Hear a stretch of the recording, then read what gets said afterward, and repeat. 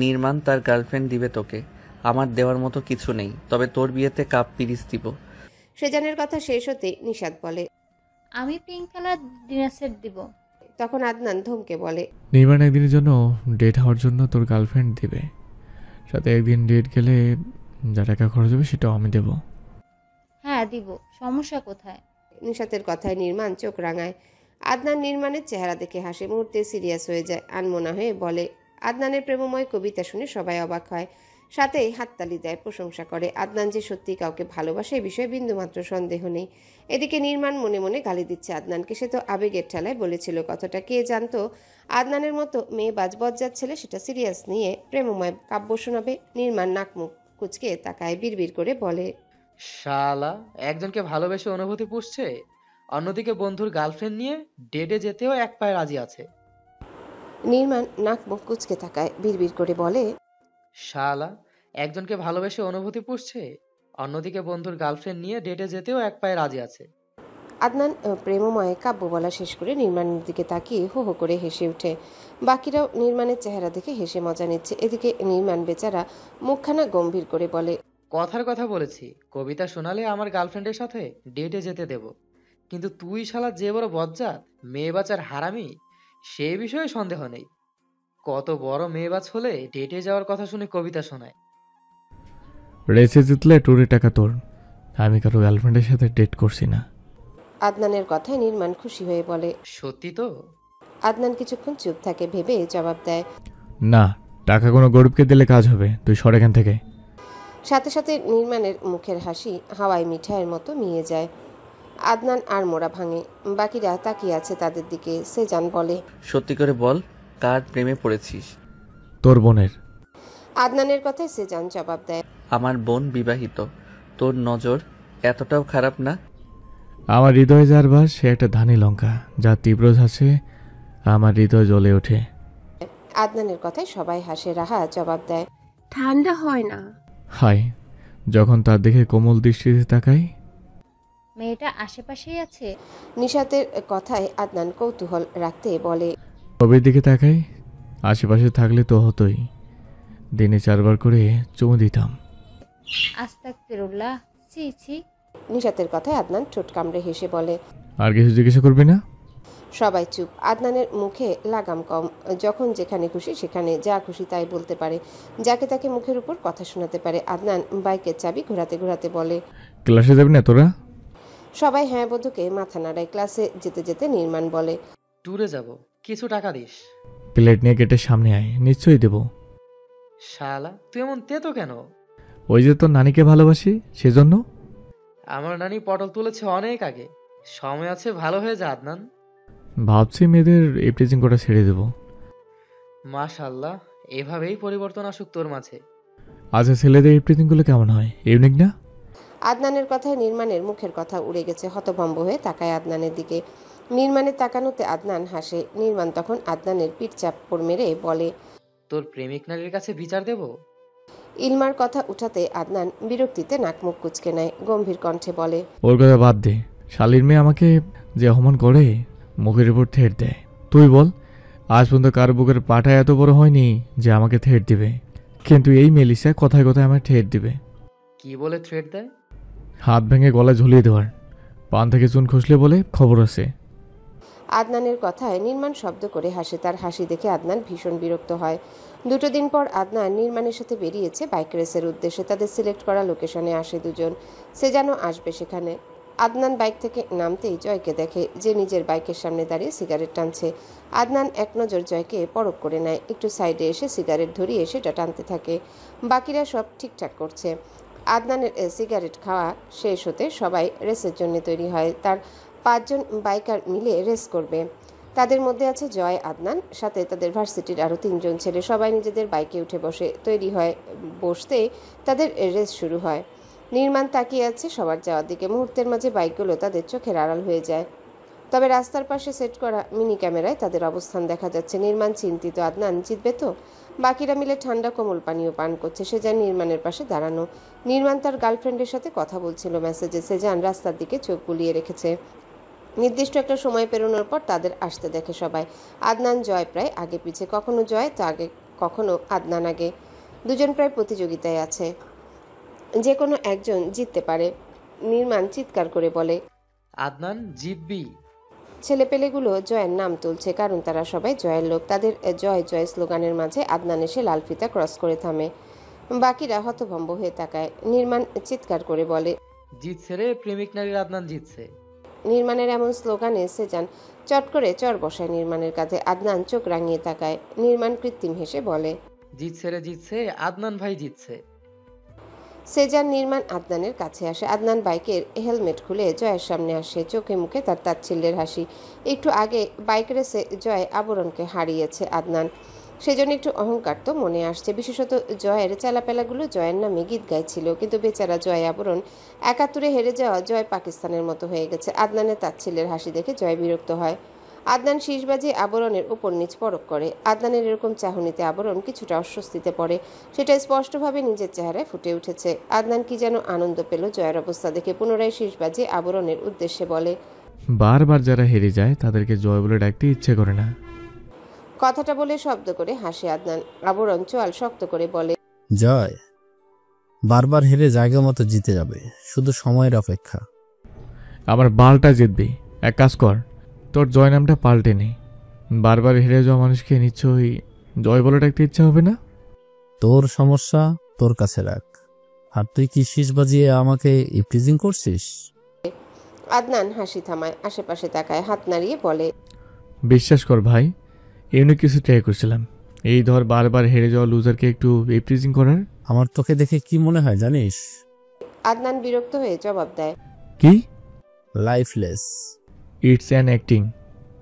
আদনানের কথায় জয় চোয়াল শক্ত করে নেয়। আদনান পুনরায় হেসে জয়কে ব্যঙ্গ করে নেচে বলে, নামটা পাল্টে নিস, লুজার রাখতে পারিস।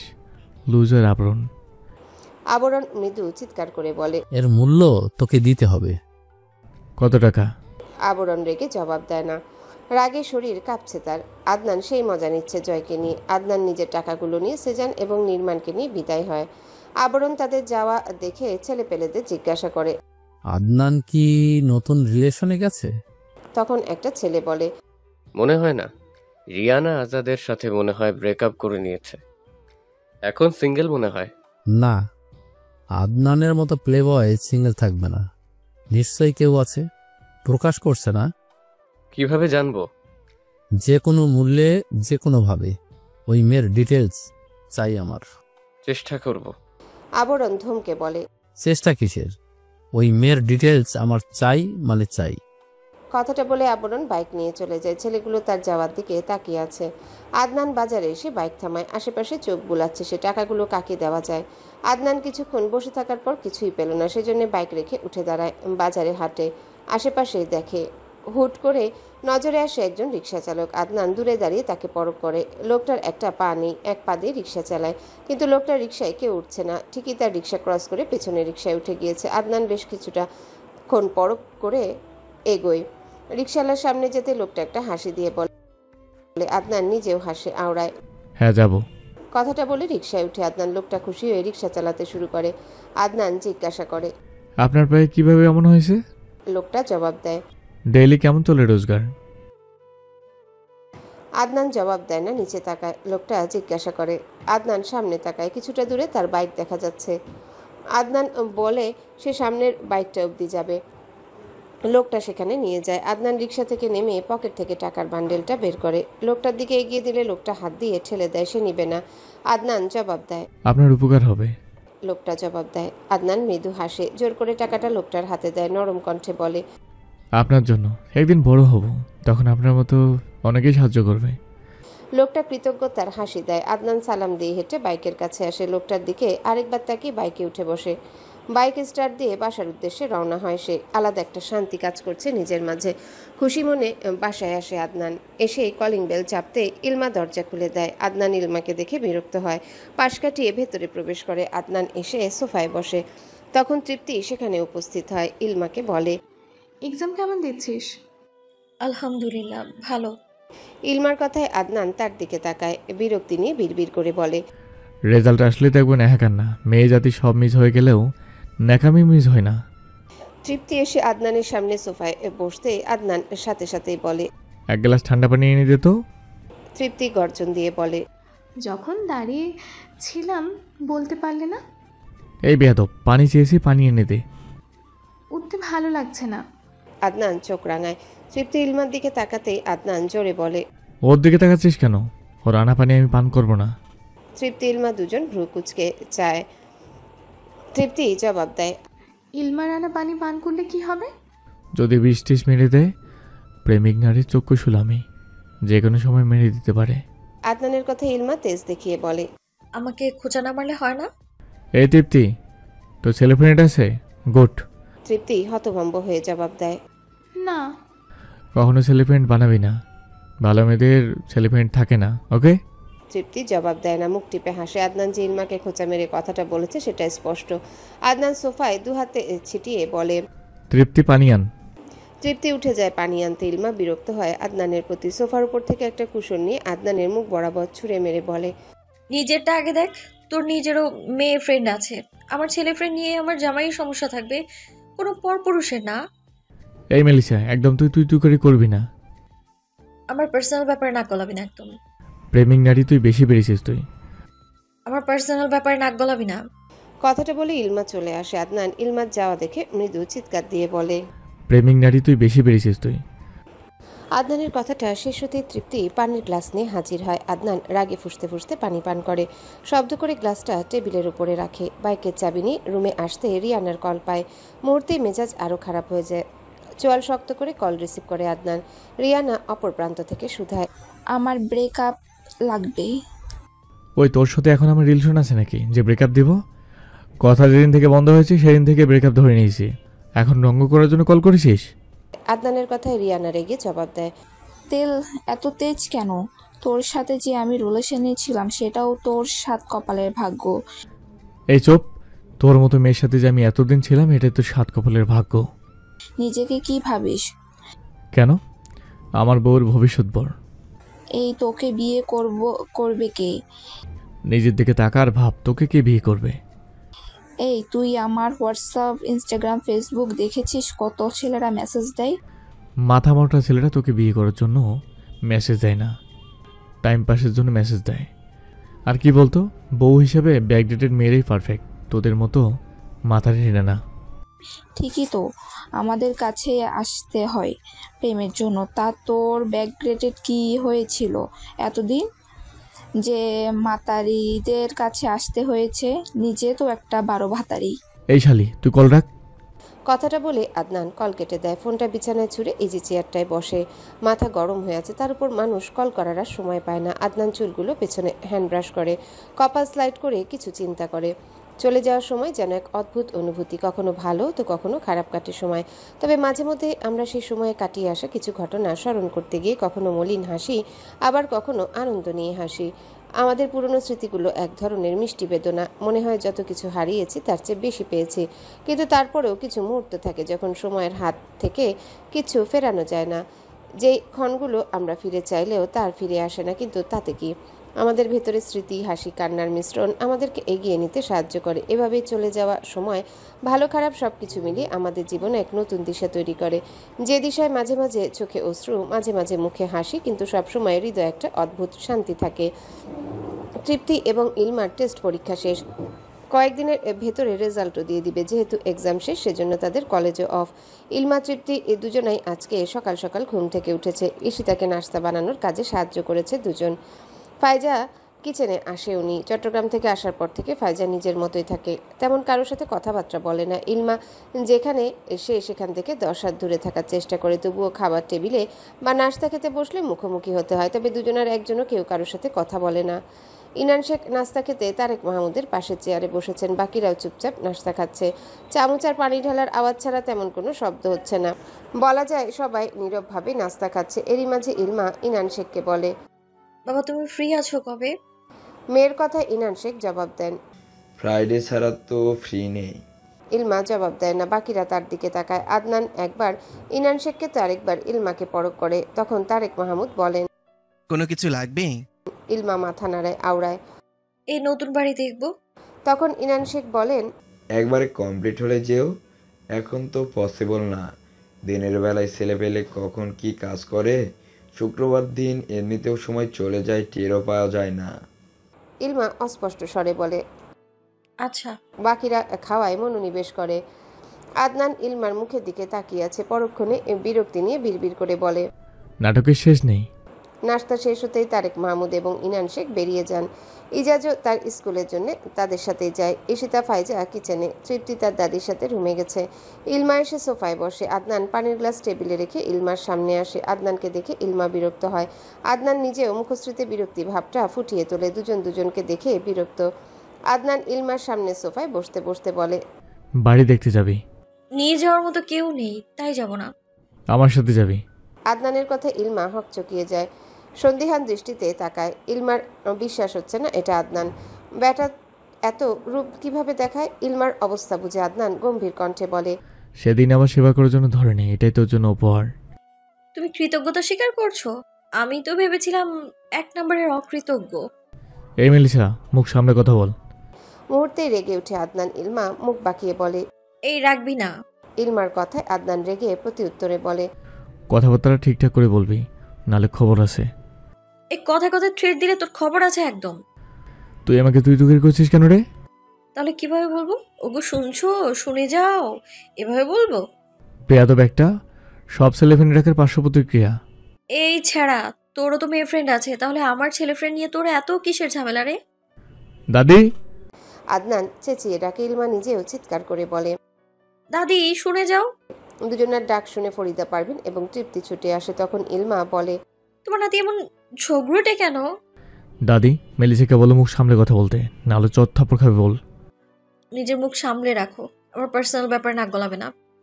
পার্সোনাল ব্যাপার মাই ফুট। মেয়ে মানুষের আবার কিসের ছেলে ফ্রেন্ড? তৃপ্তি যে ছেলে ফ্রেন্ড নেই তাতে কি হয়েছে? এই তোমার মেয়ে ফ্রেন্ডেরও তো ছেলে ফ্রেন্ড আছে। তুমি নিজের দিকে একবার দেখো। 101টা প্রেম করো, মেয়ে ফ্রেন্ড রাখো, তাতে কিছু না। আমারটা নিয়ে এত কিসের সমস্যা তোমার?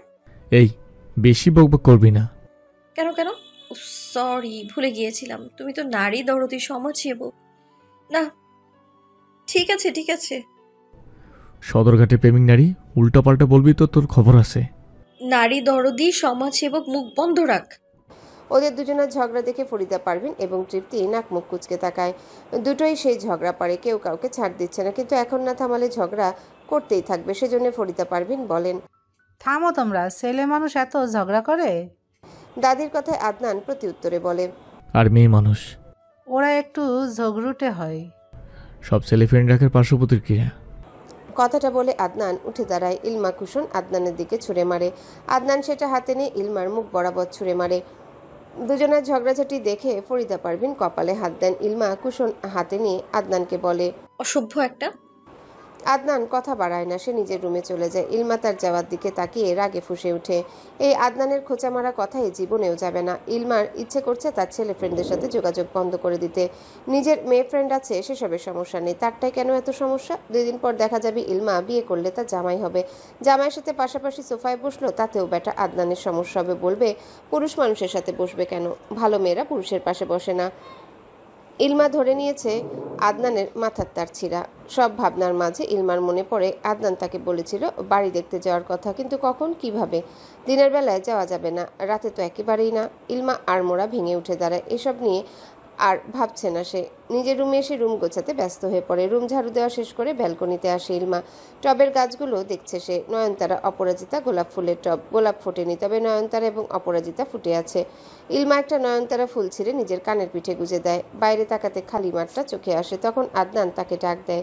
ইলমা পাশে ফিরতে দেখে আদনান ব্যালকনিতে দাঁড়ানো। এই না ঝগড়া করে আসলো, এখন আবার ডাক দিচ্ছে। আদনানের ডাকে সাড়া দিয়ে ইলমা জবাব দেয়, কি বলবে বলো? 4:30 ঘুম থেকে ওঠার আগে রেডি হয়ে থাকবি। কেউ জেগে ওঠার আগে ফিরতে হবে। এ তোমার সাথে রাত বিরাতে আমি কেন যাব? কোন ভরসায়? না গেলে নাই, আমার কি ঠেকা নাকি তোকে ধরে বেঁধে বাড়ি দেখতে নিয়ে যাওয়ার জন্য? শোন, তোর মতো ঝগড়েটে ছেলে পেন রাখা মেয়েদের প্রতি আমার আগ্রহ নেই। কত সুন্দর সুন্দর এক্স পড়ে আছে, তাদের প্রতি আমার কোনো আগ্রহ নেই। হ্যাঁ, তুই কোথাকার কে রে? যাবো না, দেখা লাগবে না বাড়ি। তোরই লস। 1 ঘন্টার ব্যাপার, ভেবে দেখ। বাইরে একটা সুন্দর সকাল পাবি, বাড়িটাও ভালোভাবে ঘুরে দেখতে পাবি। এই একদম লোভ লাগাবে না। জানতাম তো তোর লোভ আছে, সেজন্য লোভ লাগাচ্ছি। তো এমনিতেও ছেলে পেন থাকা মেয়েদের একটু লোভ বেশি হয়। যাব না, তুই যা তোর বাড়িতে। কথাটা বলে ইলমা রুমে চলে আসে। আদনান ইলমার যাওয়া দেখে হো হো করে হেসে ওঠে। বাইরে তাকিয়ে বিড়বিড় করে বলে, পাগল একটা। মুহূর্তে সিরিয়াস হয়ে যায় আদনান।